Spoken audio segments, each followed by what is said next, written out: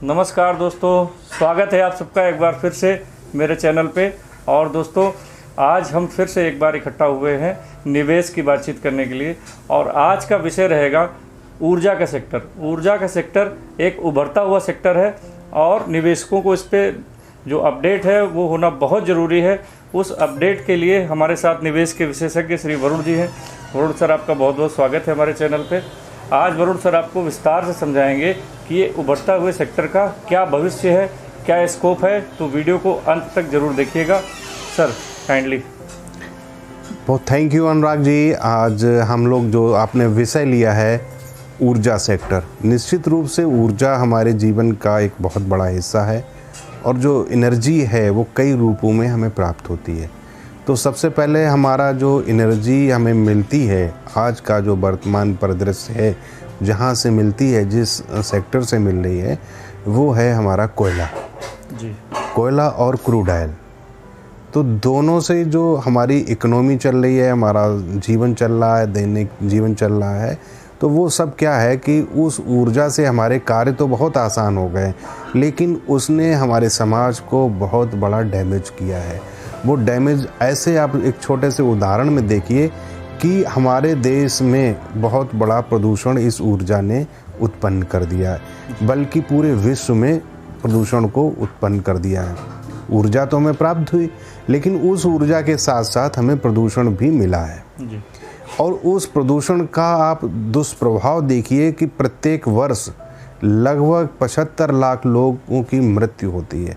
तो कहना चाहिए पोल्यूशन सबसे बड़ा किलर है। सारे वायरस से ज़्यादा, सारी बीमारियों से ज़्यादा, कैंसर से ज़्यादा, जितनी भी बीमारियां हैं उन सबसे ज़्यादा लोग इतने नहीं मरते हैं जितने खाली पोल्यूशन से मरते हैं। और दूसरा क्या है कि इसने रुग्ण बना दिया है, बीमार सा व्यक्ति हो जाता है, बहुत सारी उसके इन्फेक्शंस रहते हैं।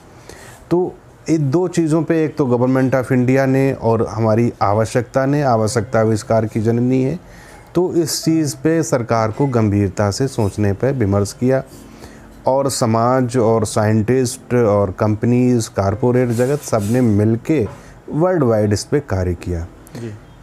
दूसरा क्या हुआ कि जो यूक्रेन का जो वार हुआ, इसने जो क्रूड के प्राइस बढ़ाए हैं, तो वो हमारे देश में भी एक बहुत बड़ा, क्योंकि हम लोग थर्ड वर्ल्ड वाइज देखा जाए तो थर्ड इंपोर्टर हैं क्रूड ऑयल के जी। लेकिन सबसे बड़ा जो दृश्य है वो बड़ा भयावह है कि 180 कंट्रीज़ के पोल्यूशन इंडेक्स में हमारा जो स्थान है वो 177, यानी कि 177वां स्थान है। तो हम मोस्ट पोल्यूटेड कंट्री हैं इनमें से एक। जी बिल्कुल। अब हमें क्या करना है कि हमारी पॉलिसीज़, हमारे साइंटिस्ट, हमारी गवर्नमेंट, हमारा सिस्टम अब इस पे आगे इस तरह की चीज़ों को लेके नहीं जा सकता है। गवर्नमेंट ने बहुत सारे कार्य किए या अपने आप भी बहुत सारे कार्य हुए हैं। सबसे बड़ा तो ऊर्जा के क्षेत्र में आ रहा है इलेक्ट्रिक व्हीकल, क्योंकि व्हीकल बहुत ज़्यादा पोल्यूशन देता है। इलेक्ट्रिक व्हीकल का भी सेक्टर में बहुत तेज़ी से काम हो रहा है।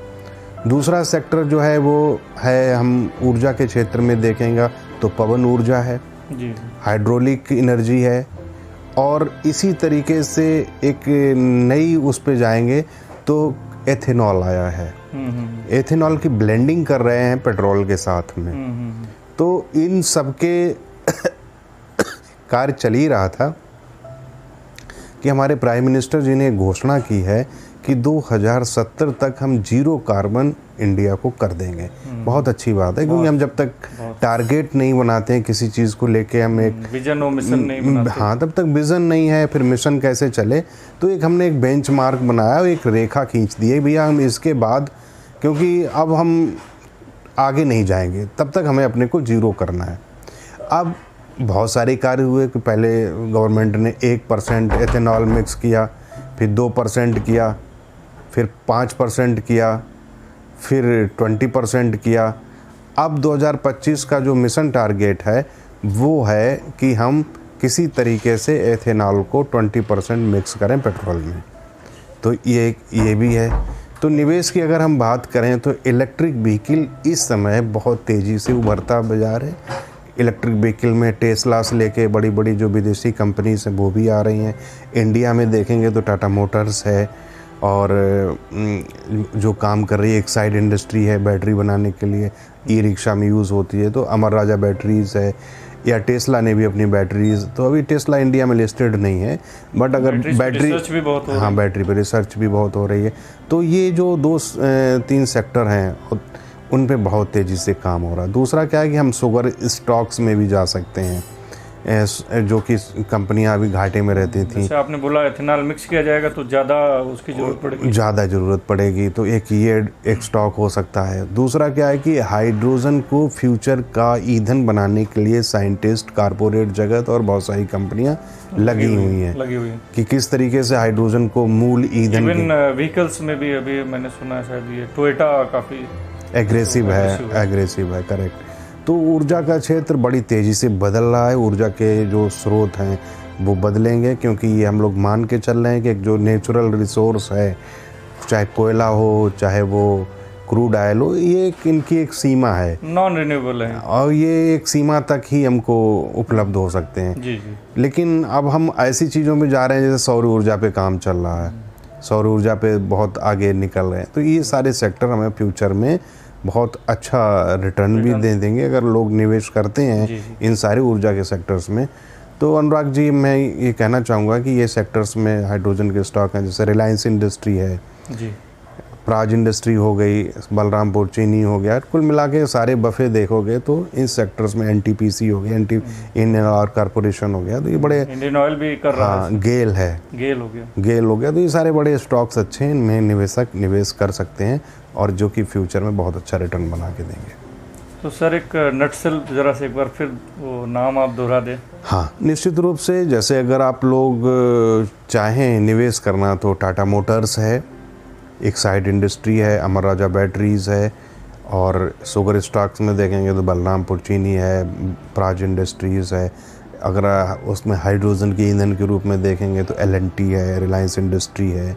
तो ये लॉन्ग टर्म के लिए आप स्टॉक 3 और 5 ईयर्स का अगर टारगेट है मन में, तो ये ऊर्जा के बहुत अच्छे सेक्टर्स बनेंगे, निश्चित रूप में इनमें एक अच्छा रिटर्न जनरेट होगा। तो दोस्तों, आपने देखा कि एक ये ऊर्जा का सेक्टर है जिसमें कुछ चाल धीमी हो गई थी, तो जो लोग सेक्टर फंड्स में निवेश करते हैं वो भी ऊर्जा के सेक्टर को चूज़ कर सकते हैं, या जो लोग शेयर ले रहे हैं तो सर ने जो बताए उन शेयर्स में इन्वेस्ट करके और लॉन्ग टर्म के लिए छोड़ सकते हैं, क्योंकि आने वाले समय में ऊर्जा में यही फ्यूचर रहेगा। तो इन्हीं बातों के साथ हम लोग आप सबसे विदा लेते हैं। नमस्कार।